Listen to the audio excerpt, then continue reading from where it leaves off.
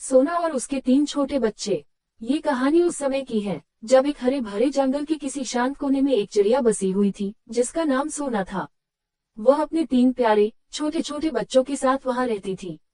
उसके सुंदर और आरामदायक घर एक लंबे बरगद के पेड़ की शाखाओं में छिपा हुआ था। वह एक साहसी और समर्पित माँ थी।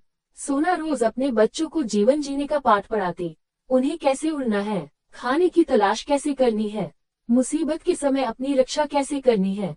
इस तरह ये सब बातें रोज सोना अपने बच्चों को सिखाती। सोना रोज सोते समय उन्हें मीठा और सुरीला गीत गाकर सुनाती थी। उसकी सुरीली धुन बच्चों के दिल को खुशी से भर देती थी। सोना और चीकू। सोना का एक पुराना दोस्त चीकू था। वह पास के पेड़ पर ही रहता था। वह अक्सर सोना के साथ खाने की तलाश में उसके साथ जाया करता था। जब सोना बच्चों के लिए खाना लेने निकली, उसका दोस्त चीकू भी आ गया। चीकू ने सोना से पूछा, सोना, क्या तुमने उस क्रूर चील के बारे में सुना? कल उसने कबूतर के बच्चों को अपना खाना बना लिया। सभी कबूतर के लिए दुखी है। सारे पक्षी अपने अपने बच्चों को लेकर बहुत डरे हुए हैं। सोना ने बताया, हाँ भाई चीकू, मैंने भी सुना है कि उसने कबूतर के 2 बच्चों को खा लिया। अगर वो समय से न आती तो वो दुष्ट चील उसके तीसरे बच्चे को भी खा जाता। चीकू ने आगे बताया, देखो सोना, मैं तुम्हें डरा नहीं रहा बल्कि बहुत भारी दिल से बता रहा हूँ कि उस चील की निगाह अब तुम्हारे घर पर है। मैंने उसे आज तुम्हारे घर के ऊपर घूमते हुए देखा। तुम्हें अब सावधानी से रहना होगा। सोना चीकू की बात सुनकर डर गई। उसका दिल दहला गया। घर पहुंचने पर उसने अपने प्यारे बच्चों को गले से लगाया। वह जानती थी कि उसके बच्चे अब खतरे में हैं। सोना और चीकू की योजना। सुबह होते ही सोना ने अपने दोस्त चीकू से मदद मांगी। सोना ने चीकू से कहा, चीकू भाई, हमें उस अत्याचारी चील को यहाँ से भागना ही होगा, वरना वो हम सब के बच्चे बारी बारी से खा जाएगा। चीकू सोना की बात से सहमत था, लेकिन उसने सोना से पूछा, पर हम उस चील का सामना अकेले कैसे करेंगे? सोना ने अपना प्लान चीकू को विस्तार से समझाया। सोना ने अपने बच्चों को चीकू के घर छोड़ दिया। दोनों दूसरे पक्षियों से मदद मांगने निकल गए। सीधा सामना करने की बजाय सोना ने अपनी बुद्धिमत्ता का इस्तेमाल करके उस अत्याचारी चील को बेवकूफ बनाने का निर्णय लिया। उसने चीकू और दूसरे पक्षियों की मदद से मिलकर जानबूझकर दूसरे पेड़ में एक घोंसला बनाया जो उसके असली घर की तरह दिखाई देता था।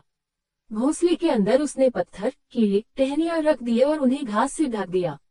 उसने घोंसले की बनावट इस प्रकार की मानो उसमें स्वयं उसके बच्चे बैठे हो।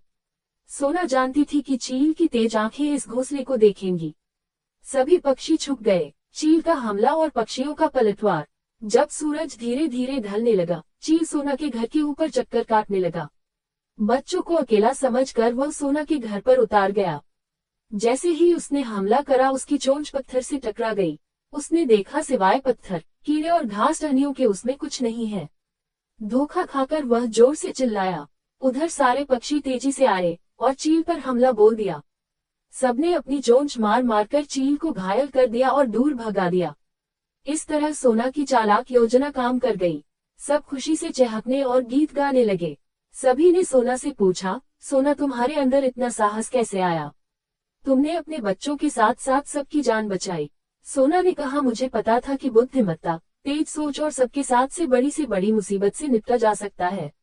बस इसी सोच से आज हम सब ने मिलकर एक बड़ी मुसीबत का सामना किया और हम जीत भी गए। इस तरह ये सबके लिए एक यादगार घटना बनकर रह गई। सभी पक्षी अपने बच्चों को कहानी के रूप में इस सच्ची घटना को सुनाते ताकि वे भी अपने बच्चों को निडर और साहसी बना सके। कहानी से सीख। हमें जल्दबाजी में कभी कोई निर्णय नहीं लेना चाहिए। हमें सूझबूझ और बुद्धिमानी के साथ काम करना चाहिए। एक साथ मिलकर हम बड़ी से बड़ी मुसीबत का सामना कर सकते हैं।